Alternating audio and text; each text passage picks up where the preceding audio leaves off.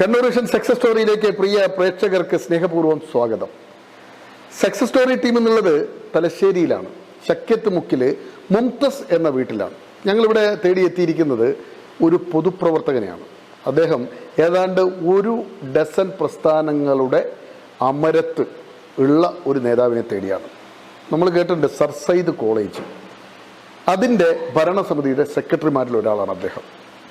35 വർഷമായി ആ പ്രസ്ഥാനത്തിൻ്റെ ഭരണ സംവിധാനങ്ങളിൽ അദ്ദേഹമുണ്ട്.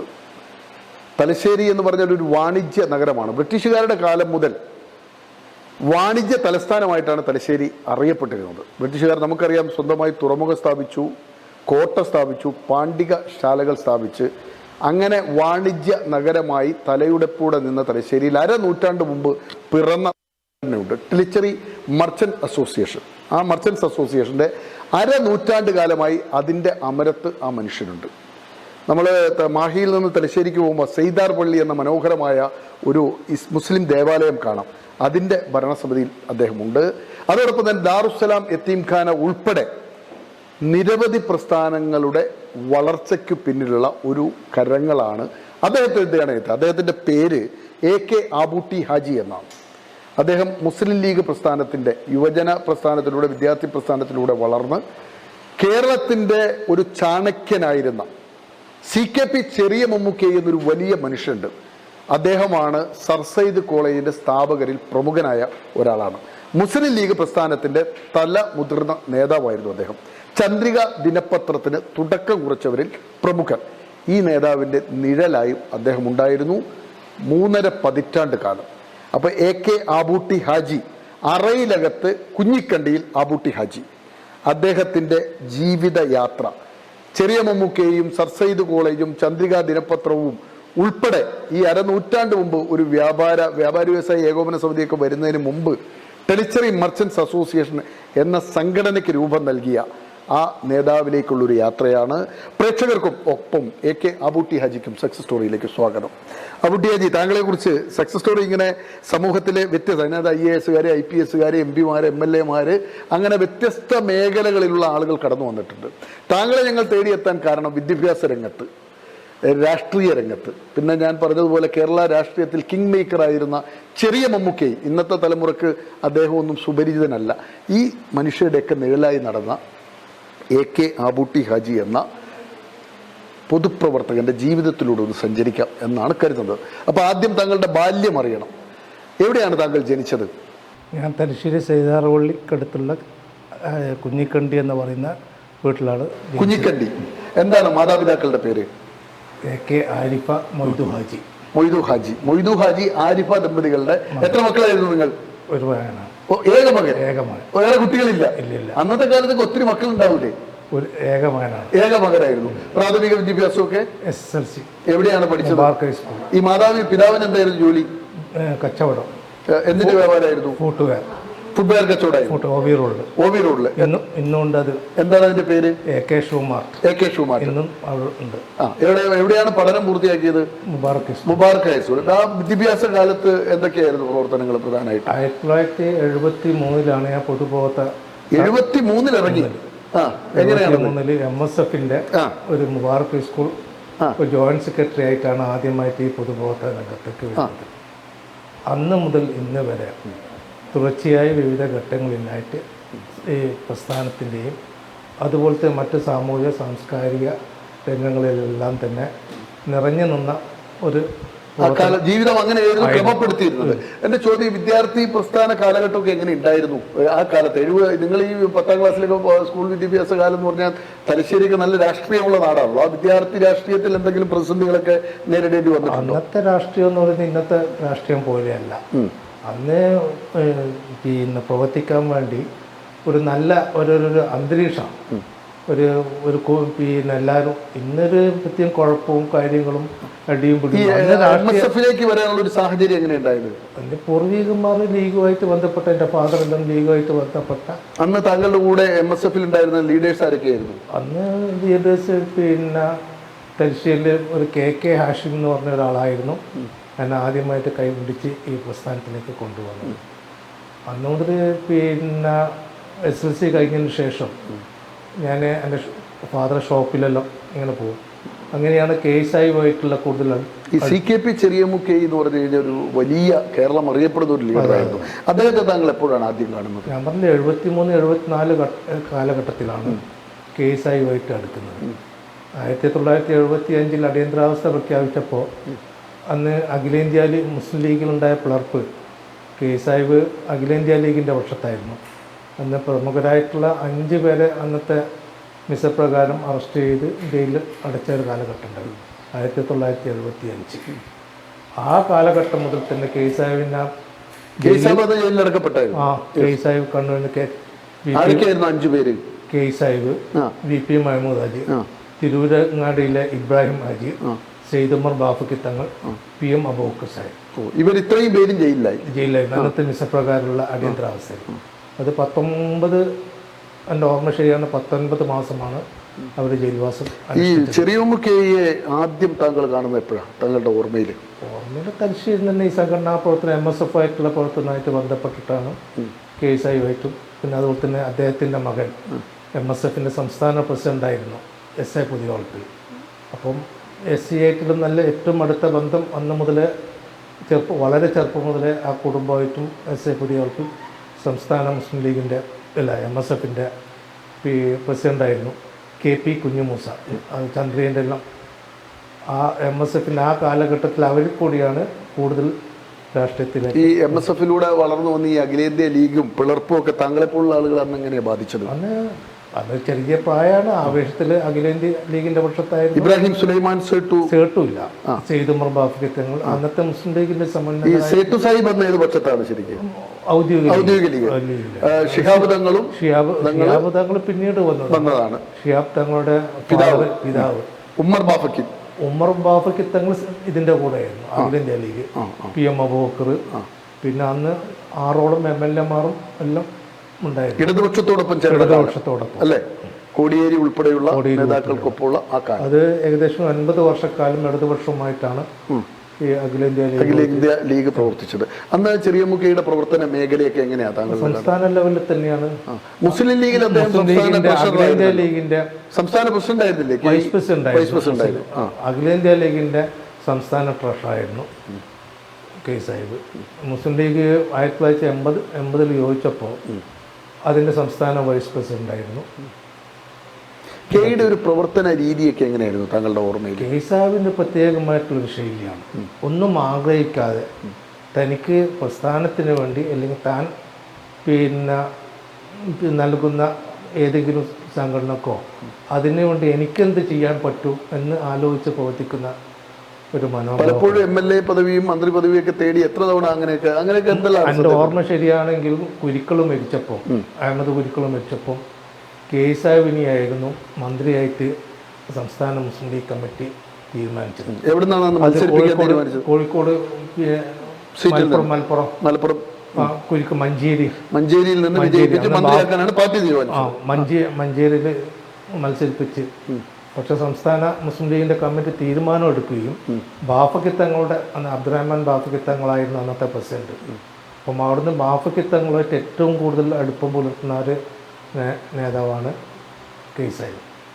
അപ്പം അങ്ങനെ അവിടുന്ന് ഒഴിഞ്ഞു മാറാൻ, ബാഫക്കി തങ്ങളോട് ഒഴിഞ്ഞു മാറാൻ പറ്റാത്തൊരു സാഹചര്യം വന്നപ്പോൾ ഞാൻ നാളെ എൻ്റെ ഉമ്മാനോട് പിന്നെ കാര്യങ്ങൾ പറഞ്ഞ് സമ്മതം വാങ്ങിയിട്ട് തങ്ങളെ വന്ന് അറിയിക്കാമെന്ന് പറഞ്ഞ് അവിടുന്ന് ഒഴിഞ്ഞു മാറുകയില്ല. അങ്ങനെ ഇവിടെ വന്ന് തങ്ങൾ പേഴ്സണലായിട്ട് പോയി കണ്ട് ആ കാര്യത്തിലേക്ക് ഒരു നിലക്കും സമ്മർദ്ദം ചെലുത്തരുത്. മന്ത്രിപദത്തിലേക്ക് ഞാനില്ല. എന്തുകൊണ്ടായിരിക്കും? മാത്രമല്ല, മുപ്പുറം മക്കളെ പോലും ആ നിലയിലേക്ക് പിന്നെ ഉയർത്തിക്കൊണ്ടുവന്നിട്ടില്ല സ്ഥാനത്തേക്ക്. പാർട്ടിയിലുണ്ടായിരുന്നു SA പുതിയോളത്തിൽ അഡ്വക്കേറ്റ് സൈനുദ്ദീനൊക്കെ പാർട്ടിയിലെല്ലാം ഉണ്ടായിരുന്നു. അദ്ദേഹത്തിന് 2 മക്കളാണോ? 3 ആൺമക്കളും 3 പെണ്ണും. ഒരു ആൺകുട്ടി എന്ത് ചെയ്യുന്നു? ഒന്ന് ബാങ്കിലായിരുന്നു, അദ്ദേഹം മരണപ്പെട്ടു പോയി. SA പുതിയോളത്തിലും മരണപ്പെട്ടു. ഇനിയിപ്പം സൈനുദ്ദീൻ വക്കീൽ മാത്രമാണ് ഇപ്പം ഒരു ആൺമക്കളിൽ ജീവിച്ചിരിക്കുന്നത്. കെ സാഹിബിന്റെ കാലഘട്ടം കെ സാഹിബിന്റെ കാലഘട്ടം എന്ന് പറഞ്ഞു കഴിഞ്ഞാൽ ഒരു സുവർണ കാലഘട്ടമായിരുന്നല്ലോ നമുക്ക്. ഈ മുസ്ലിം ലീഗിന്റെയും ഒരു സുവർണ കാലഘട്ടമായിരുന്നു. ഈ കെ സാഹിബ് ഉള്ള കാലഘട്ടത്തിൽ തന്നെ അഖിലേന്ത്യാ ലീഗിൽ പ്രവർത്തിച്ചിരിക്കുന്ന കാലഘട്ടത്തിൽ തന്നെ ഞങ്ങൾ വ്യാപാര രംഗത്തും സജീവമായിരുന്നു അല്ലേ? ആ കാലഘട്ടത്തിലാണോ ട്രഷറി മർച്ചന്റ്സ് അസോസിയേഷൻ രൂപീകൃതമാകുന്നത്? ഏത് വർഷമായിരുന്നു അത്? അത് 1975 ഞാൻ SSLC കഴിഞ്ഞതിന് ശേഷം എൻ്റെ ഫാദർ വീടിൽ അവിടെ വെച്ചിട്ടാണ് ഈ പൊതുപ്രവർത്തനം എല്ലാം ഉണ്ടായി. 1975 തലശ്ശേരിയിലെ വ്യാപാരികളോട് കൂട്ടായിട്ടുള്ളൊരു സംരംഭം വേണമെന്നുള്ള ഉദ്ദേശം അന്നത്തെ പ്രമുഖരായ അന്ന് പി അബൂബക്കർ സാഹിബ്, അതുപോലെ തന്നെ CH ദാമോദരൻ, PG കമ്മത്ത്, അതുപോലത്തെ തലശ്ശേരിയിലെ പ്രധാനപ്പെട്ട ആളുകളെ, അങ്ങനെയാണ് തലശ്ശേരി ഇമ്പാല ലോഡ്ജിൽ വെച്ച് തലശ്ശേരിയിൽ ഒരു വ്യാപാരികളോട് ഒരു യോഗം വിളിച്ച് കേൾക്കുന്നത്. ആ യോഗത്തിൽ വെച്ചാണ് ആദ്യമായിട്ട് തലശ്ശേരി മർച്ചൻസ് അസോസിയേഷൻ എന്ന പേരിലൊരു സംഘടനയ്ക്ക് രൂപം നൽകി. ഈ തളിപ്പറമ്പ് സർ സെയ്ദ് കോളേജിന്റെ രൂപീകരണം തലശ്ശേരി തന്നെയല്ലേ? അത് ഏത് ഇയറിലായിരുന്നു? എങ്ങനെയായിരുന്നു? അതിപ്പോ 52 വർഷമായി. എങ്ങനെയാണ് അതിന്റെ രൂപീകരണം? അതും തലശ്ശേരിയിലെ ന്യൂനപക്ഷങ്ങൾക്ക് അതിന്റെ ആദ്യം ഉദ്ദേശിച്ചത് ഇവിടെ അത് തലശ്ശേരിയിലായിരുന്നു അന്നത്തെ നേതൃത്വം. ആരൊക്കെയായിരുന്നു? സാഹിബ്, ജസ്റ്റിസ് ഖാലിദ് സാഹിബ്, കെ സാഹിബ്, അതിൽ തന്നെ പിന്നെ പ്രമുഖരായിട്ടുള്ള മറ്റ് ലീഗിൻ്റെ മായനാജി, ഇങ്ങനെയെല്ലാം ഉള്ള പ്രമുഖരായിട്ടുള്ള നേതാക്കന്മാർ തലശ്ശേരിയായിട്ട് ബന്ധപ്പെട്ടിട്ട് NN അഹമ്മദ് ഹാജി, NN അഹമ്മദ് ഹാജിക്ക് ഒരുപാട് കൊല്ലം അതിൻ്റെ ജനറൽ സെക്രട്ടറി ആയിരുന്നു പിന്നെ കോളേജിൻ്റെ. അപ്പം അങ്ങനെയുള്ള തലശ്ശേരി എന്തുകൊണ്ട് തളിപ്പറമ്പിലേക്ക് പോയി എന്നാണ്? തലശ്ശേരിയിലെ ഒരു ഈ മുസ്ലിം ന്യൂനപക്ഷങ്ങൾക്ക് സ്കോളർഷിപ്പ് നൽകുന്നതിന് വേണ്ടിയിട്ടാണ് CDMA എന്നുള്ള ഒരു സംഘടന, കാനൂൺ ഡിസ്ട്രിക്ട് എഡ്യൂക്കേഷൻ അസോസിയേഷൻ എന്നുള്ള ഒരു സംഘടനക്ക് ഒരു സാമൂഹ്യ സംഘടന പോലെ രജിസ്റ്റർ ചെയ്ത് തലശ്ശേരി. പിന്നീട് അത് ഡെവലപ്പ് ചെയ്തിട്ടാണ് ഒരു കോളേജ് എന്നുള്ളൊരു ആശയം മുന്നോട്ട് വന്നത്. ആ കോളേജ് ആശയം മുന്നോട്ട് വന്നപ്പോൾ അതിൻ്റെ ഇതുമായി പിന്നെ സ്ഥലത്തിൻ്റെ ഒരു തലശ്ശേരി ചുറ്റുപാടൊന്നും അതിന് കോളേജ് തുടങ്ങാൻ ആവശ്യമായിട്ടുള്ള സ്ഥലം കിട്ടൽ പ്രയാസം.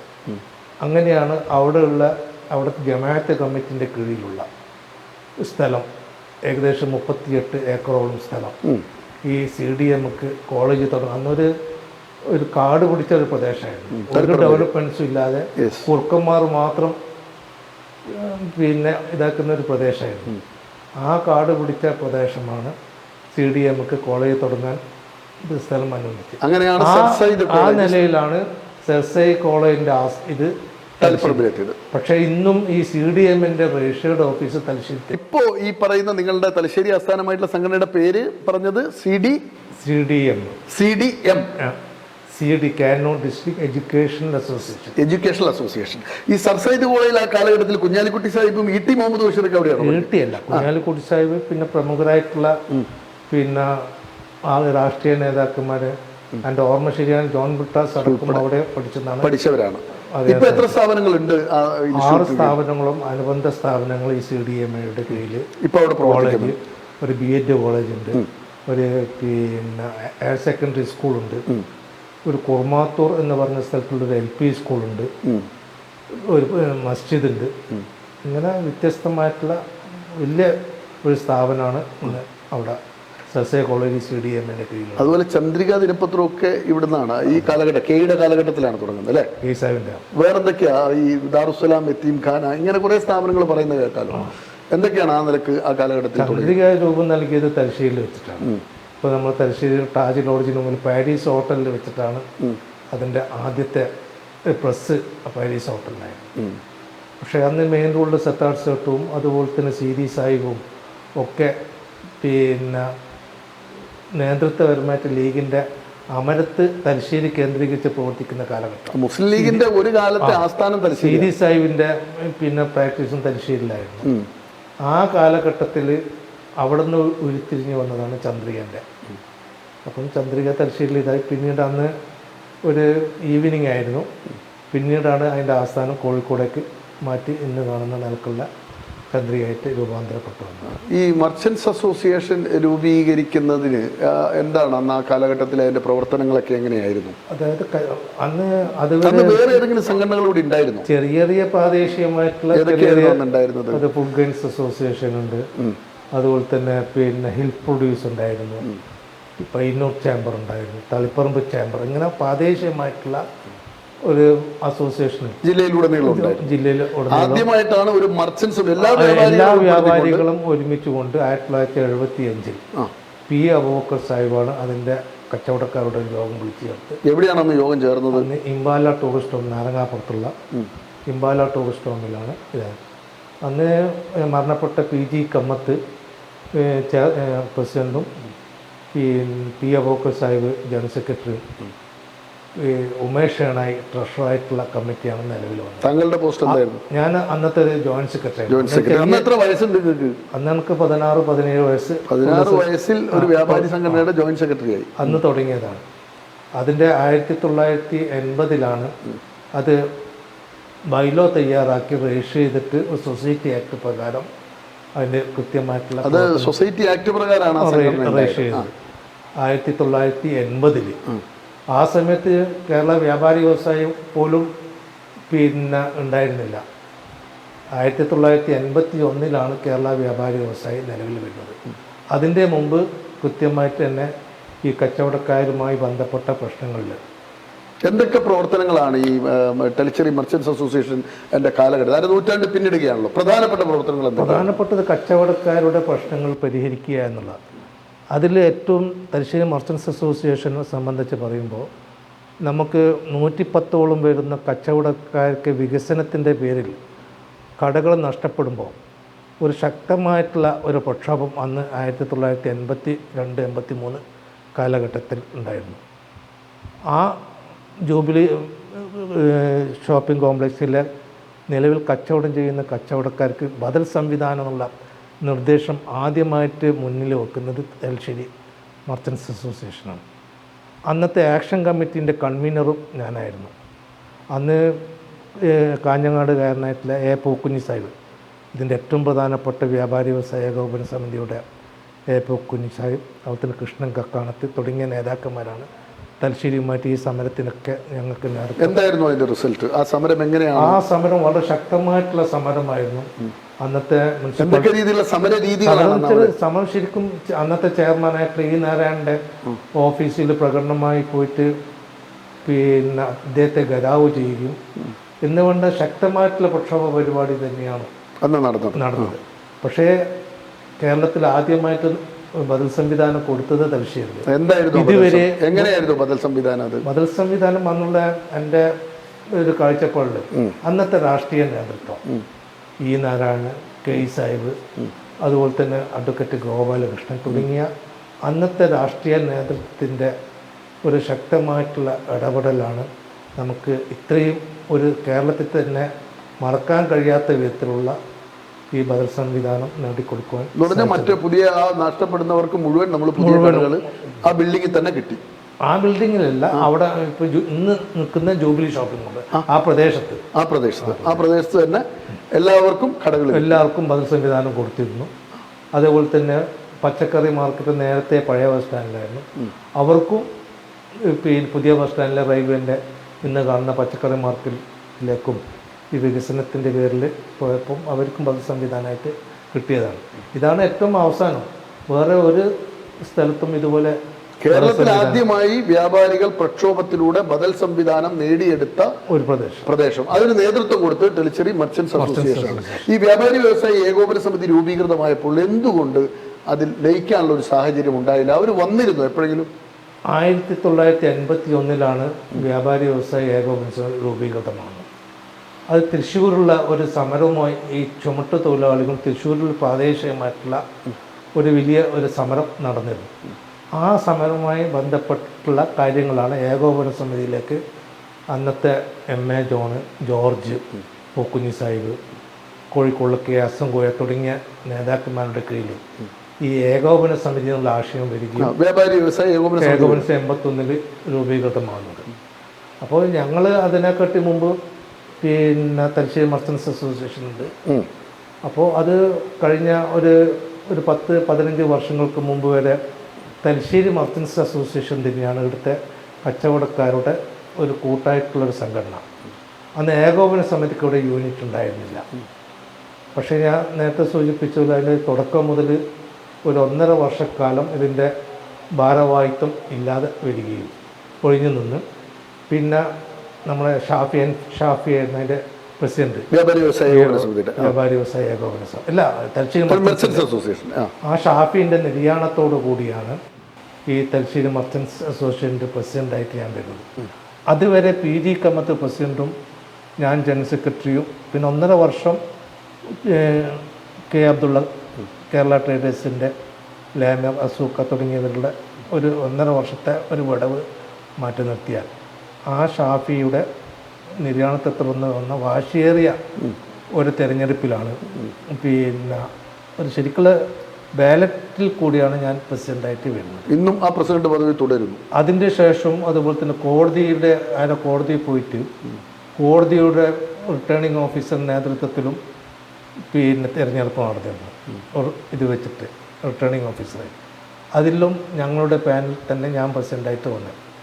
അതിൻ്റെ ശേഷമാണ് നമ്മളുമായി ജില്ലാ കമ്മിറ്റിയിലെ ചില നേതാക്കന്മാരായിട്ട് ചെറിയ അഭിപ്രായ വ്യത്യാസങ്ങൾ വരികയും അതിൻ്റെ അടിസ്ഥാനത്തിൽ 2ാമത്തെ തിരഞ്ഞെടുപ്പ് കഴിഞ്ഞതിന് ശേഷം ഈ നമ്മുടെ ഭരണഘടന തന്നെ പറയുന്നത് എന്താ വെച്ചാൽ ഏതെങ്കിലും ഒരു പ്രദേശത്ത് ഈ കച്ചവടക്കാരുടെ ഏതെങ്കിലും ഒരു സംഘടന ഉണ്ടെങ്കിൽ സമാനമായിട്ടുള്ള ഏകോപന സമിതിക്ക് സമാനമായിട്ടുള്ള സംഘടന ഉണ്ടെങ്കിൽ ആ സംഘടന ഏകോപന സമിതിയിലേക്ക് എഫിലിയേഷൻ എടുക്കാം.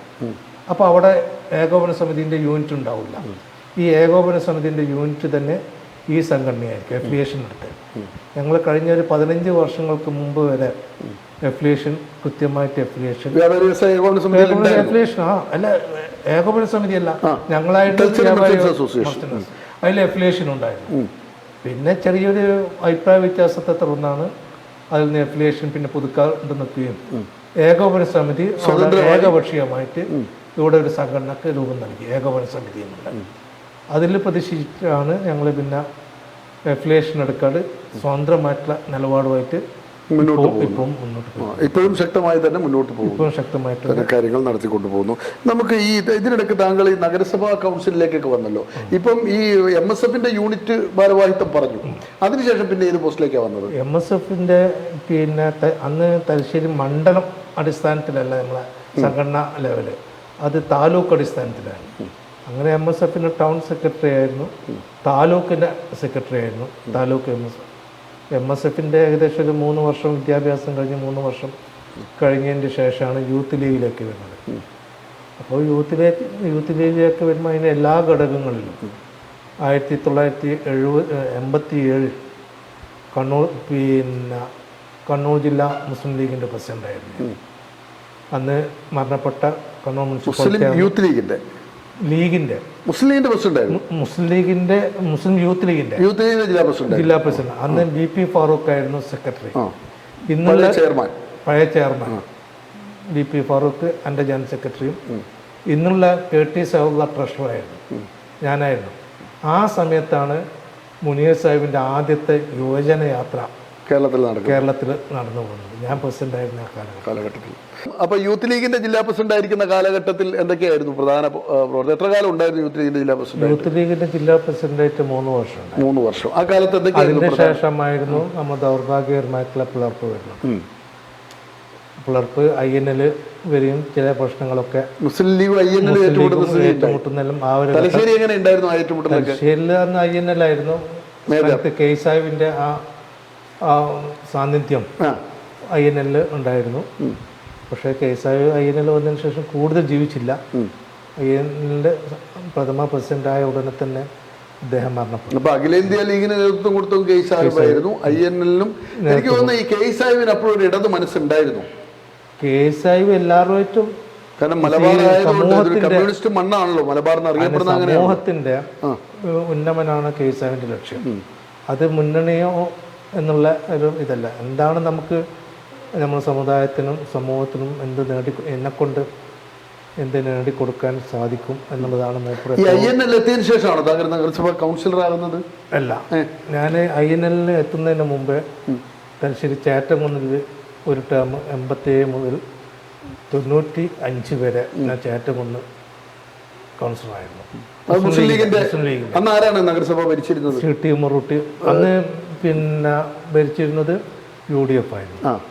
CT ഉമ്മറുട്ടി സാഹിബായിരുന്നു അന്ന് ചെയർമാൻ. അന്ന് താങ്കൾ കൗൺസിലർ മാത്രമായിരുന്നു? ഞാൻ കൗൺസിലറായിരുന്നു. സ്റ്റാൻഡിംഗ് കമ്മിറ്റി ഇല്ല. സ്റ്റാൻഡിംഗ് കമ്മിറ്റി ഉണ്ടായിരുന്നില്ല. അന്ന് ഈ നാരായണനൊക്കെയുള്ള ആ പ്രതിപക്ഷ നേതാവായിരുന്ന ആ കാലഘട്ടം. അതിന് ശേഷമാണ് PK ആഷ ചെയർമാനായിട്ടുള്ള ഇടതുപക്ഷത്തിൻ്റെ ഇത് വരുന്നത്. അതിലും ഞാൻ കൗൺസിലറാണ്. പക്ഷെ അത് ഇടതുപക്ഷത്തോടൊപ്പമല്ലേ താങ്കൾ കൗൺസിലറായിരുന്നത്? ആദ്യം UDF ആയിട്ട് ലീഗിലുണ്ടാകും. പിന്നെ മുബാറക് അവാർഡിൽ INL രൂപീകരിച്ചതിന് ശേഷം ഇടതുപക്ഷത്തോടൊപ്പം മുന്നണിയിലൊന്നുമില്ല, ഒരു അങ്ങോട്ടും ഇങ്ങോട്ടുള്ള ഒരു സഹകരണത്തോടുകൂടി മുബാറക് അവാർഡിന് വീണ്ടും കൗൺസിലറായിട്ട് തിരഞ്ഞെടുത്തു. എപ്പോഴും കൗൺസിൽ പാർട്ടി ലീഡറായിരുന്നു. ഈ പൊതുവെ ആ കാലഘട്ടത്തിലെ കൗൺസിൽ യോഗങ്ങളും അതിൻ്റെയൊക്കെ ഒരു പ്രത്യേകതകൾ എന്തായിരുന്നു? അന്നത്തെ കൗൺസിൽ എന്നൊരു പ്രത്യേകമായിട്ടുള്ള ഒരു കൗൺസിലാണ്. അന്ന് വേറെ യോഗത്തിൽ എന്തെങ്കിലും അങ്ങോട്ടും ഇങ്ങോട്ടും എന്തെങ്കിലും പറയാമെന്നല്ലാതെ യോഗം കഴിഞ്ഞാൽ എല്ലാവരും ഒറ്റക്കെട്ടായിരിക്കും അന്നത്തെ നേതൃത്വം. പക്ഷെ ആ ഒരു ഐക്യം ഇതൊന്നും ഇന്ന് കാണുന്നില്ല. അന്ന് എല്ലാ കാര്യങ്ങളും പരസ്പരം പിന്നെ സഹകരിച്ചിട്ടും അത് ചർച്ച ചെയ്തിട്ടാണ് കാര്യങ്ങളൊക്കെ നടത്തിക്കൊടുത്തത്. ഇന്ന് ഏകപക്ഷീയമായിട്ടാണ് കാര്യങ്ങളൊക്കെ. അന്നെടുത്ത പല തീരുമാനങ്ങളും ഇന്ന് അത് ഇല്ലാതെ അത് ഒഴിവാക്കിയിട്ടുള്ള പ്രധാനപ്പെട്ട പല കാര്യങ്ങളും, കച്ചവടക്കാരെ ബാധിക്കുന്ന ഒരുപാട് പ്രശ്നങ്ങൾ അന്നെല്ലാം എടുത്ത തീരുമാനങ്ങൾ, അതെല്ലാം ഇന്ന് അത് എടുത്ത് മാറ്റുന്ന ഇന്നത്തേത് ഒരു 50-52 ആളുകളുണ്ട്. കോടിയേരി തലശ്ശേരി നഗരത്തോട് ചേർത്തതിന് ശേഷമല്ലേ അങ്ങനെ ഒരു ചേഞ്ച് ഉണ്ടായത്? പൊളിറ്റിക്കലായിട്ട് നേരിടാൻ UDF സാധിച്ചില്ല എന്ന് പറയുന്നല്ലേ? അത് കഴിയില്ലല്ലോ. കാരണം കോടിയേരി പഞ്ചായത്ത് ഈ തലശ്ശേരി ഭരണം പിടിച്ചെടുക്കണം എന്നുള്ള ഉദ്ദേശത്തോടു കൂടി കോടിയേരി പഞ്ചായത്ത് N ബ്ലോക്ക് CPM-ന്റെ കൗൺസിലർമാരാണ്. 13 കൗൺസിലർമാരായിരുന്നു. 13 CPM. ആ പ്രദേശം തലശ്ശേരി മുനിസിപ്പാലിറ്റിയോട് യോജിപ്പിച്ചാൽ 32 തലശ്ശേരി മുനിസിപ്പാലിറ്റി പിന്നീട് കൂട്ടിച്ചേർത്തതിന് ശേഷം 52 വാർഡായിട്ട് 20 വാർഡാ കൂടി വന്നു. ഈ 20 വാർഡിൽ മുസ്ലിം ലീഗിൻ്റെ അന്നത്തെ 3 വാർഡുകൾ ഇല്ലാതായി. മുസ്ലിം ലീഗിൻ്റെ ഞാൻ മത്സരിച്ച മുബാറക്ക്, നരസിംഹ, അമ്പലവട്ടം. പക്ഷേ ഈ 3 ബദലായിട്ട് വന്നത് ഈ കോടിയേരി തന്നെയായിരുന്നു. 12 വാർഡിൽ ഭൂരിപക്ഷം അവർക്ക് വന്നു. 12ന്റെ 15ആയി. നമ്മളെ കാലാകാലം മത്സരിച്ച് പോകുന്ന നമ്മളെ വാർഡുകൾ ഇല്ലാതാക്കി. ഈ യൂത്ത് ലീഗിന്റെ പ്രസിഡന്റ് സ്ഥാനം എത്ര കാലം മൊത്തം നഗരസഭ കൗൺസിലറായിട്ടുണ്ടായിരുന്നു? ഞാൻ 7, 5, 12 വർഷം. പിന്നെ എന്തുകൊണ്ടാണ് കൗൺസിൽ? പിന്നെ 2 പ്രാവശ്യം ഞാൻ പരാജയപ്പെട്ടിരുന്നു INL ആയിട്ട്. പിന്നെ ലീഗിന്റെ ഇതിലല്ല പിന്നെ നിന്നത്, INL ആയിട്ട് 2-3 പ്രാവശ്യം ഞാൻ പരാജയപ്പെട്ടു. പിന്നെ മത്സരിച്ചിട്ട് ഈ യൂത്ത് ലീഗിന്റെ പ്രസിഡന്റ് സ്ഥാനത്ത് നിന്ന് പിന്നെ മുസ്ലിം ലീഗിന്റെ ഏതൊക്കെ ഘടകങ്ങളിലേക്കാണ് വന്നത്? മുസ്ലിം ലീഗിന്റെ സംസ്ഥാന കമ്മിറ്റി അംഗം വരെ ഞാൻ ആയിട്ടുണ്ട്. BV അബ്ദുള്ള കോയ സംസ്ഥാന ലീഗിന്റെ ജനറൽ സെക്രട്ടറി ആയ കാലഘട്ടത്തിൽ തലശ്ശേരിയിൽ നിന്നുള്ള 6 പേരിൽ ഒരംഗം ഞാനായിരുന്നു സംസ്ഥാന കൗൺസിലിലേക്ക്. ഇന്നും ഞാൻ സംസ്ഥാന മുസ്ലിം ലീഗ് കൗൺസിലിൽ അംഗമാണ്. സംസ്ഥാന കൗൺസിൽ അംഗമാണ്. അന്നേരം തലശ്ശേരി ടൗൺ മുസ്ലിം ലീഗിന്റെ ജനറൽ സെക്രട്ടറി ആയിരുന്നു. SA പുതിയ വളപ്പിലെ പ്രസിഡന്റും ഞാൻ ജനറൽ സെക്രട്ടറി ആയിട്ട് ഒരുപാട് കൊല്ലം. താങ്കൾ എന്തുകൊണ്ടാണ് വീണ്ടും മാതൃസംഘടനയിലേക്ക് തിരിച്ചു വരാനുള്ള സാഹചര്യം എങ്ങനെ ഉണ്ടായത്? മാതൃസംഘടനയിലേക്ക് യോജിപ്പ് ആവശ്യമാണ് എന്നുള്ള ഇതിൽ ഒരു പ്രസക്തി, INL-ന്റെ പ്രസക്തി നഷ്ടപ്പെട്ടു പോയിട്ടുണ്ടോ എന്നുള്ളൊരു തോന്നൽ. കാരണം ഒരു ഭാഗത്തു നിന്നും ഇടതുപക്ഷത്തിൻ്റെ ഭാഗത്തു നിന്നും അനുകൂല സാഹചര്യം ഉണ്ടായാലും ഒരു മന്ത്രി ഉണ്ടായില്ലേ? അല്ല, അതല്ല ഇപ്പോഴല്ലേ, ആ സമയത്ത് ഉണ്ടായിരുന്നു. അപ്പോൾ അതുകൊണ്ട് 18 വർഷക്കാലം ഞങ്ങളെ കൊണ്ട് അവർക്ക് മെച്ചേണ്ട നമ്മളെ ഊർജവും സമയവും എല്ലാം നഷ്ടപ്പെട്ടിട്ട് നമ്മൾ സമൂഹത്തിനും സമുദായത്തിനും ഒന്നും ചെയ്യാൻ പറ്റൂല എന്നുള്ളൊരു തിരിച്ചറിവ് നമുക്കുണ്ടായി. നീണ്ട 18 വർഷക്കാലം നമുക്ക് ആ നിലയിൽ നഷ്ടപ്പെട്ടു പോയി.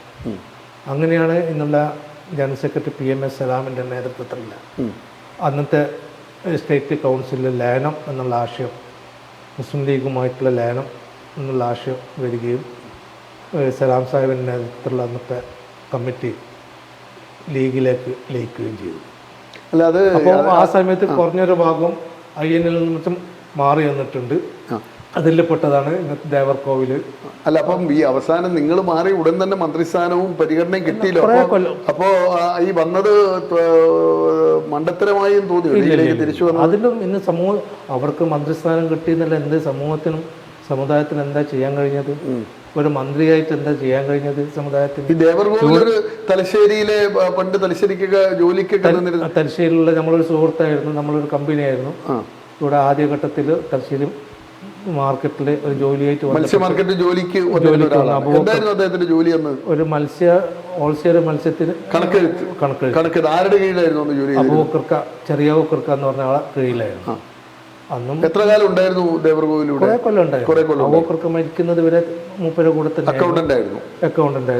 രാഷ്ട്രീയത്തിലുണ്ടായിരുന്നു. രാഷ്ട്രീയം അന്നത്തെ അഖിലേന്ത്യാ MSFന്റെ ഒരു ചെറിയ ഇവിടെ സജീവമായിട്ടോ ഒന്നുമില്ല, ഒരു അഖിലേന്ത്യാ MSFന്റെ ഒരു പ്രവർത്തനം. അങ്ങനെയുള്ള ഒരാൾ പെട്ടെന്ന് മന്ത്രിപദത്തിലേക്ക് എത്തിയത് അത് പിന്നെ INL ആയതിനു ശേഷം മൂപ്പര് അബൂബക്കർക്ക മരിച്ചേരം മൂപ്പറെ ബിസിനസ്സും കാര്യമെല്ലാം ബോംബെയിലേക്ക് മാറ്റി. ബോംബെയിൽ ട്രാവൽ ഏജൻസി ഒരുപാട് വർഷം അങ്ങനെ ആ ബോംബെയിലും ഗൾഫിലെല്ലാമായിട്ട് ട്രാവലും ഇതെല്ലാം അങ്ങനെയാണ്. INL ഉണ്ടാകുമ്പോൾ സേഡ് സാഹിബുമായിട്ട് കൂടുതൽ ബോംബെയിൽ വെച്ചിട്ട് സ്ഥാപിക്കുക. ബോംബെ ബേസ്ഡ് ശരിക്കും അത് സേഡ് സാഹിബുമായിട്ടുള്ള ബന്ധം ഇത് പിന്നീട് അങ്ങനെയാണ് ഇവിടെ ഗ്രൗണ്ട് ലെവൽ വരുന്ന വന്നതല്ല. പെട്ടെന്ന് ഇങ്ങനെ സേഡ് സാഹിബുമായിട്ട് ബോംബെയിൽ ബിസിനസ്സായിട്ട് ബന്ധപ്പെടുന്ന സമയത്ത് ആ പിളർപ്പിൻ്റെ ഇതിൽ സേഡ് സാഹിബിൻ്റെ പക്ഷം മുക്കുകയും സേഡ് സാഹിബിൻ്റെ കൂടെ തന്നെ INL ഉണ്ടാക്കാൻ വേണ്ടിയിട്ട് ഒന്നിച്ച് തന്നെ പ്രവർത്തിച്ച ഒരാളാണ്. ഈ മുസ്ലിം ലീഗ് താഴേക്കടിനെ അങ്ങനെ വളർന്നു വന്നതല്ല. അല്ല, ഈ INL ഒക്കെ ശരിക്ക് INL മുസ്ലിം ലീഗൊക്കെ ഇന്നത്തെ കാലഘട്ടത്തിലെ രാഷ്ട്രീയത്തെ എങ്ങനെയാ താങ്കളൊക്കെ ആ രണ്ട് സംഘടനയിൽ നിന്നല്ലോ താങ്കൾ, എങ്ങനെയാണ് അതിനെ നോക്കിക്കാണുന്നത്? ഇടതുപക്ഷത്തോടൊപ്പം നിന്നപ്പോഴാണോ കൂടുതൽ മനസ്സിന് തൃപ്തി കിട്ടിയത് ഇപ്പോഴാണോ? അല്ല, നമ്മൾ ഇന്ന് നമ്മൾ സമുദായത്തിന് നേടിക്കൊടുക്കാൻ ഒരുപാട് ആനുകൂല്യങ്ങൾ CH മുഹമ്മദ് കോയ വിദ്യാഭ്യാസ വകുപ്പിൻ്റെ മന്ത്രിയായ സമയത്തുണ്ടായ നേട്ടങ്ങൾ അന്നൊന്നും നമ്മളെ മുസ്ലിം കുട്ടികളും മറ്റും ഒന്നും തന്നെ വിദ്യാഭ്യാസപരമായിട്ട് വളരെ പിന്നോക്കമായിരുന്നു. ആ പിന്നോക്കാവസ്ഥയ്ക്ക് ഇന്ന് കാണുന്ന ഈ ഡെവലപ്മെൻറ്റ്സിനൊക്കെ കാരണക്കാരൻ ബഹുമാനപ്പെട്ട CH മുഹമ്മദ് കോയ വിദ്യാഭ്യാസ മന്ത്രിയായിരുന്ന കാലഘട്ടം. നമ്മൾ സമുദായത്തിന് എന്തെങ്കിലും ഒന്ന് ചെയ്തു കൊടുക്കാൻ അന്നും ഇന്നും ഇനിയും ചെയ്തു കൊടുക്കാൻ മുസ്ലിം ലീഗിന് മാത്രമേ സാധിക്കുള്ളൂ. മുസ്ലിം ലീഗിനെതിരായിട്ട് നമ്മൾ ഒരുപാട് പരീക്ഷണങ്ങൾ നടത്തി. നീണ്ട 9 വർഷക്കാലം നമ്മൾ അഖിലേന്ത്യാ ലീഗുമായിട്ട് കഴിഞ്ഞു. എന്നിട്ടും നമുക്ക് നഷ്ട സമുദായത്തിന് നഷ്ടം ഉണ്ടായിട്ടുള്ളൂ. അതേപോലത്തെ INL ആയിട്ട് നമ്മൾ സമുദായത്തിനെല്ലാം നഷ്ടം ഉണ്ടായിട്ടുള്ളൂ. തലശ്ശേരി നഗരസഭ, അതുപോലെ തന്നെ ഒരു ഘട്ടത്തിൽ നിങ്ങൾക്കറിയാം കുഞ്ഞാലിക്കുട്ടി സാഹിബ് പോലും മുനീർ സാഹിബ്, ET മുഹമ്മദ് ബഷീറൊക്കെ ആ INLന്റെ ക്ലൈമാക്സ് സമയത്തായിരുന്നു അവർ തോക്കുന്നത്. അപ്പോൾ സമുദായത്തിന് നഷ്ടമല്ലാണ്ട് ഒരു നേട്ടം ഉണ്ടായിട്ടില്ല. പിന്നീടാണ് മുസ്ലിം ലീഗ് വളരെ ശക്തിയോടുകൂടി തന്നെ UDFന്റെ ഭാഗമായിട്ടുള്ള ഇത് വളരെ ശക്തമായ നിലക്ക് മുന്നോട്ട് വന്ന് അഖിലേന്ത്യാ ലീഗും ഈ സംഘടനകൾ രൂപീകൃതമായതുകൊണ്ട് മുസ്ലിം സമുദായത്തിന് പ്രത്യേകിച്ച് ഗുണമൊന്നും ഉണ്ടായിട്ടില്ല. അത് വലിയ മണ്ടത്തരമായി എന്ന് തോന്നുന്നുണ്ട്. പിന്നെന്താ, അത് നമുക്ക് നഷ്ടം തന്നെയാണ്. നമുക്ക് നേടിയെടുക്കാനൊന്നും കഴിഞ്ഞിട്ടില്ല. ഞങ്ങൾക്ക് സമുദായത്തിന് നേടിയെടുക്കാൻ മുസ്ലിം ലീഗിന്റെ UDFന്റെ ഭരണത്തിൽ കൂടി മാത്രമേ എന്തെങ്കിലും കേരളത്തിൽ ഇന്ന് കാണുന്ന ഈ കോളേജുകളും സ്കൂളുകളും ഒരുപാട് സ്ഥാപനങ്ങളും INLന്റെയും അഖിലേന്ത്യാ ലീഗിന്റെയും സംസ്ഥാനതല കമ്മിറ്റികൾ താങ്കൾ ഉണ്ടായിരുന്നില്ലേ? രണ്ടിന്റെയും സംസ്ഥാന കൗൺസിൽ മെമ്പറായിരുന്നു. ഈ INLും ലീഗും അതിന് കൗൺസിൽ സ്ഥാനമൊക്കെ ഇപ്പം നിർത്തി. അതിന് പിന്നെ മത്സരരംഗത്തേക്കില്ല. മത്സരരംഗം ഈ ത്രിതല പഞ്ചായത്ത് തെരഞ്ഞെടുപ്പുകളിലൊക്കെ മത്സരിക്കേണ്ട എന്ന് തീരുമാനിക്കാനുള്ള കാരണം എന്താ ശരിക്കും? ഒരു രാഷ്ട്രീയത്തിൽ അങ്ങനെ ഇടയ്ക്ക് വെച്ച് 3 പ്രാവശ്യം പരാജയപ്പെട്ടു. ലീഗിന് എതിരായിട്ട് തന്നെയാണ് മത്സരിച്ചു. 3 തവണ ജയിച്ചു, 3 തവണ പരാജയപ്പെട്ടു. 2 തവണ ജയിച്ചു, 3 തവണ പരാജയപ്പെട്ടു. അല്ല, 13 വർഷം കൗൺസിലർ ആയിരുന്നല്ലോ. അത് ഒരു വർഷം ഈ നഗരപാലിക ബില്ല് വരുന്നതിന് മുമ്പ് കാലാവധി കഴിഞ്ഞിട്ടും 2 കൊല്ലം പിന്നെ കൂടുതൽ CT മറൂട്ടി സാഹിബിന്റെ ഈ കൗൺസിലിൽ തന്നെ പോയിരുന്നു. അതിൻ്റെ ശേഷമാണ് നഗരപാലിക ബില്ലുമായി ബന്ധപ്പെട്ട തിരഞ്ഞെടുപ്പ് കൃത്യമായിട്ട് 5 കൊല്ലം. അപ്പോൾ ആദ്യത്തെ ടേമിൽ ഞങ്ങൾക്ക് 7 കൊല്ലം കൗൺസിലിൽ കിട്ടിയിരുന്നു. രണ്ടാമത്തതാണ് 5 കൊല്ലം, പിന്നെ 5 കൊല്ലം. ഈ നമുക്ക് തലശ്ശേരി എന്ന് പറഞ്ഞു കഴിഞ്ഞാൽ ബ്രിട്ടീഷുകാരുടെ കാലം മുതൽ ഒരു വാണിജ്യ തലസ്ഥാനമായിട്ട് അറിയപ്പെടുന്നു. അവർ അതിനു വേണ്ടിയിട്ട് തന്നെ പോർട്ട് തന്നെ സ്ഥാപിച്ചവരാണ്. വാണിജ്യ സുഗന്ധദ്രവ്യങ്ങളുടെ വിപണനമായിട്ട് ബന്ധപ്പെട്ട് അതൊക്കെ നിരീക്ഷിക്കുന്നതിനും നിയന്ത്രിക്കുന്നതിനും ആയിട്ടാണ് അവർ കോട്ട സ്ഥാപിച്ചത്. അതുപോലെ പാണ്ഡികശാലകൾ. ആ പ്രൗഢിയിൽ നിന്ന് ഇന്ന് എല്ലാ അർത്ഥത്തിലും എന്താണ് ഇപ്പോഴത്തെ തലശ്ശേരിയുടെ ഒരു അവസ്ഥ? അത് ഞാൻ മനസ്സിലാക്കിയെടുത്തോളം തലശ്ശേരിയുടെ സമീപ പ്രദേശങ്ങളൊക്കെ ഒരു കാലഘട്ടത്തിൽ കോഴിക്കോട് ജില്ലയിൽപ്പെട്ട നാദാപുരം, കല്ലാച്ചി, പെരിങ്ങത്തൂർ ആ ഭാഗം, കുറ്റ്യാടി ഭാഗങ്ങളിൽ നിന്ന് പോലും വ്യാപാരവുമായി ബന്ധപ്പെട്ട തലശ്ശേരിയിലായിരുന്നു. അന്ന് കോഴിക്കോട് പോകാൻ അവർക്ക് പ്രയാസമായിരുന്നു. ഏറ്റവും അടുത്തൊരു ടൗൺ എന്നുള്ള കണക്ക് തലശ്ശേരി. അതുപോലെ തന്നെ തലശ്ശേരി ചുറ്റുമുള്ള മലയോര മേഖലകളിലും ഒരു പ്രധാനപ്പെട്ട ടൗണ് തലശ്ശേരിയാണ്. അപ്പോൾ ഇന്ന് ആ പ്രദേശങ്ങളൊക്കെ ഡെവലപ്പ് ചെയ്ത് എല്ലാ നിലക്കും ഇപ്പം കോഴിക്കോട് ജില്ലയിൽ പെട്ട സ്ഥലങ്ങളിൽ നിന്ന് പിന്നെ പാലവും പെരിങ്ങത്തൂർ പാലവും എല്ലാം കോഴിക്കോടേക്ക് ഡയറക്റ്റ് പോകാൻ പറ്റാവുന്ന നിലയിലേക്കുള്ള വളർന്നു വന്നപ്പോൾ തലശ്ശേരിയിലുള്ള ആ കച്ചവടത്തിന് ക്ഷീണം സംഭവിച്ചു. അതുതന്നെയാണ് സമീപ പ്രദേശങ്ങളൊക്കെ ഇന്ന് വളരെ നല്ല നിലക്കുള്ള ഡെവലപ്മെൻറ്റ്. തലശ്ശേരിയിൽ ഇന്നത്തെ വ്യാപാര അവസ്ഥ എങ്ങനെയുണ്ട്? വളരെ മോശമല്ല. ഇപ്പോൾ എന്താ ഉള്ളത്, ചുരുക്കം ചില മേഖലകളിൽ ആ പ്രതാപം നിലനിൽക്കുന്നു അല്ലാതെ ആ പഴയകാല കച്ചവടത്തിൻ്റെ ആ രീതിയൊന്നും ഇപ്പോഴും ഇല്ലല്ലോ. അത് മറികടക്കാനുള്ള എന്തെങ്കിലും കാര്യങ്ങളുടെ ആലോചന നടക്കുന്നുണ്ടോ ഭരണ കേന്ദ്രങ്ങളിൽ? താങ്കളുടെ സംഘടനാ തലത്തിൽ അതിന് അതിൻ്റെ പല ശ്രമങ്ങളും നടക്കുന്നുണ്ട്. ഇവിടുന്ന് ഒരുവിധം മലഞ്ചരക്ക് കംപ്ലീറ്റ് തലശ്ശേരിയിൽ പോയി. അത് ഇരുട്ടി ആ പേരാവൂർ ഏരിയയിൽ തന്നെ നല്ല ഹോൾസെയിൽ. ഇപ്പം ഹോൾസെയിൽ മലഞ്ചരക്ക് എന്താണുള്ളത് ഇവിടെ ഒരു കാലഘട്ടത്തിൽ ഏറ്റവും കൂടുതൽ മലഞ്ചരക്കിൻ്റെ വ്യാപാരം നടന്നൊരു പ്രദേശം തലശ്ശേരി. ഇന്ന് മലഞ്ചരക്കിൻ്റെ ഒരു ഹോൾസെയിൽ ഷോപ്പ് പോലും ഇല്ലല്ലോ തലശ്ശേരിയിലില്ല. ഇല്ലില്ല. അതുപോലെ തന്നെ മറ്റ് അനാദി സാധനത്തിൻ്റെ ചുരുക്കം ചില ആളുകളല്ലാതെ പിന്നെ ഒരു പ്രധാനപ്പെട്ട ആളുകൾ ഇങ്ങോട്ട് വരുത്തി കുറഞ്ഞു ഡോർ ഡെലിവറി ഉണ്ടല്ലോ, അത് ഒരുപാട് നമ്മൾ തലശ്ശേരി കച്ചവടത്തെ ബാധിച്ചിട്ടുണ്ട്. ഈ ടെലിച്ചറി മർച്ചൻസ് അസോസിയേഷൻ്റെ ഇന്നത്തെ ഈ വ്യാപാരി വ്യവസായ ഏകോപന സമിതി സ്റ്റേറ്റ് ലെവലിൽ ഭയങ്കര ശക്തമായി, തലശ്ശേരിയിലും ശക്തമായിരിക്കുന്നു. ടെലിച്ചറി മർച്ചൻസ് അസോസിയേഷൻ്റെ ഒരു ഭാവി എന്താണ്? അതിൻ്റെ ഇപ്പോഴത്തെ പ്രവർത്തനങ്ങൾ എന്തൊക്കെയാണ്? തലശ്ശേരി മർച്ചൻസ് അസോസിയേഷൻ ഏകോപന സമിതി വന്നതിന് ശേഷം നമ്മളൊരു ഫൈറ്റിലേക്കൊന്നും പോയിട്ടില്ല. കച്ചവടക്കാർ നമ്മുടെ ലക്ഷ്യം 2 കൂട്ടരും ഒരേ ലക്ഷ്യമാണ്.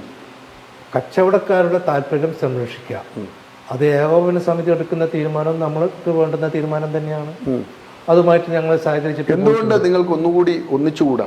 അല്ല, ഇപ്പോഴേ രണ്ടും രണ്ടായിട്ട് തന്നെ ഞങ്ങൾ ഒരു സ്വന്തം സംഘടനയായിട്ട് പോകുന്നുണ്ട്. അവർ ഏകോപന സമിതി ആ നിലക്കും പോകുന്നുണ്ട്. ഇനി ലയിക്കാനുള്ള സാധ്യത ഉണ്ടോ? അല്ല, അതൊരു ശക്തമായ സ്റ്റേറ്റ് ലെവലിലുള്ള ഒരു സംഘടനയാണ്. താങ്കളുടെ സംഘടന തലശ്ശേരി മാത്രമല്ല. ഒരു കാര്യം ഉറപ്പാണ്, ഞങ്ങൾ സംഘടിക്കണം, ശക്തരാകും. കാരണം നമ്മൾക്ക് ഒരുപാട് കാര്യങ്ങൾ നഷ്ടപ്പെടുന്നുണ്ട് കച്ചവടക്കാർക്ക്. അതിൻ്റെ പല പല ഉദാഹരണം തദ്ദേശ സ്വയംഭരണ മുനിസിപ്പാലിറ്റിയായിട്ട് ബന്ധപ്പെട്ട പല കാര്യത്തിനും അന്നുണ്ടായിരുന്ന നമുക്ക് ഉണ്ടായിരുന്ന ആ ആനുകൂല്യം ഇന്ന് നേടിക്കൊടുക്കാൻ സാധിക്കുന്നില്ല. അത് പല കാരണങ്ങളുണ്ടായി. ഇപ്പോൾ ഞാൻ ഇപ്പം പറഞ്ഞിട്ട് കാര്യമില്ല. അന്ന് പിന്നെ ഈ കൈമാറ്റത്തിന് അന്നൊരു മാനദണ്ഡം ഉണ്ടായിരുന്നു. ഇന്ന് നോക്കുന്ന സമയത്ത് ആ മാനദണ്ഡം തന്നെ കാണുന്നില്ല. അന്ന് കൗൺസിലെടുത്ത തീരുമാനമാണ് 2-3 കോംപ്ലക്സിൽ ബ്ലഡ് റിലേഷൻ മാറ്റി കൊടുക്കാൻ ഒരു പിന്നെ എന്തെന്നാ പറഞ്ഞ ഡിപ്പോസിറ്റ് ബ്ലഡ് എല്ലാം പഴയ ആ ടേംസിൽ തന്നെ മാറ്റി കൊടുക്കാമായിരുന്നു പണ്ട്. അത് കൗൺസിലെടുത്ത തീരുമാനം. അതുപോലെ തന്നെ കൈമാറ്റം നടത്തുമ്പോൾ നമ്മൾ ഒരുപാട് കൊല്ലം കച്ചവടം ചെയ്ത് എന്തെങ്കിലും ഒരു പിന്നെ ക്ഷീണം വരുമ്പോൾ അതൊന്ന് കൈമാറണമെന്ന് വിചാരിച്ചു കഴിഞ്ഞാൽ അന്ന് ഓരോ കോംപ്ലക്സിലും ഓരോ മാനദണ്ഡം ഉണ്ടായിരുന്നു. ചെറിയ ഡിപ്പോസിറ്റ് വർധനവ്, വാടക വർധനവ്. ഇന്നതേ സമയത്ത് ഒരു നിലക്കും താങ്ങാൻ കഴിയാത്ത നിലക്കുള്ള കാര്യങ്ങളിലൊക്കെ ഇപ്പോൾ ഞാൻ ഈ അടുത്ത് തന്നെ ഒരു കൈമാറ്റം, ഒരു ഭർത്താവ് മരിച്ചിട്ട് ഭാര്യൻ്റെ പേരിലേക്ക് മാറ്റി കൊടുക്കാൻ വേണ്ടിയിട്ട് പോയപ്പോഴാണ് ഈ കാര്യങ്ങളൊക്കെ മനസ്സിലാകുന്നത്. അതൊക്കെ അട്ടിമറിക്കപ്പെട്ട് അതിന് അത്തരം കാര്യങ്ങളെ സംബന്ധിച്ചൊന്നും തന്നെ ഒരു നിലയിലും മറ്റ് സംഘടനകളൊന്നും തന്നെ ശക്തമായിട്ട് പറയുന്നില്ല. അതിപ്പോൾ പഴയ മാനദണ്ഡം തന്നെയാണ്. കൈമാറുന്ന സമയത്ത് ഭാര്യൻ്റെ ഭർത്താവ് മരിച്ച ഭാര്യൻ്റെ പേരിലാക്കുന്ന എന്താണ് പൊതുവായിട്ടുള്ള മാനദണ്ഡമുള്ളത് അത് തന്നെയാണ് ഇപ്പോഴത്തെ ഒരു തീരുമാനം.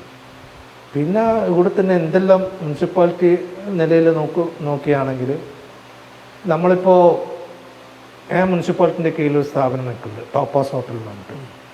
അത് ഏകദേശം മുനിസിപ്പാലിറ്റിൻ്റെ 43 കൊല്ലമായി. ആ പുതിയ ബസ് സ്റ്റാൻഡിൻ്റെ കോംപ്ലക്സ് ഉദ്ഘാടനം ചെയ്ത് അന്ന് മുതൽ എടുക്കുന്നതാണ്. എൻ്റെ പാർട്ട്ണർ ഷാഫിയായിരുന്നു ആദ്യം എടുത്തത്. ഷാഫി എടുത്ത് അത് അഗ്രിമെൻ്റ് എല്ലാം വെച്ച് അതിൻ്റെ ശേഷമാണ് പാർട്ട്ണർഷിപ്പിൽ ഞാൻ ചേർന്ന് ഇതെല്ലാക്കി. ഇന്നിപ്പം അത്തരം കച്ചവടക്കാരോട് ആവശ്യപ്പെടുന്നത് അന്ന് 40, 45, 50 വർഷം മുമ്പുള്ള ഡിപ്പോസിറ്റ് ചെയ്ത രസീറ്റ് ഹാജരാക്കാൻ മതി.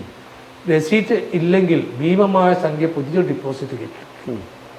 ഞാൻ വളരെ തലശ്ശേരി മർച്ചൻസ് അസോസിയേഷൻ എന്നുള്ള നിലക്ക് വളരെ ശക്തമായ നിലക്കുള്ള ഗൗരവമേറിയ വിഷയമാണല്ലോ 45 വർഷം മുമ്പ് റെസീറ്റ് എന്ന് പറഞ്ഞാൽ അല്ലേ? അതായത് 45 എൻ്റെ കുഴപ്പമില്ല.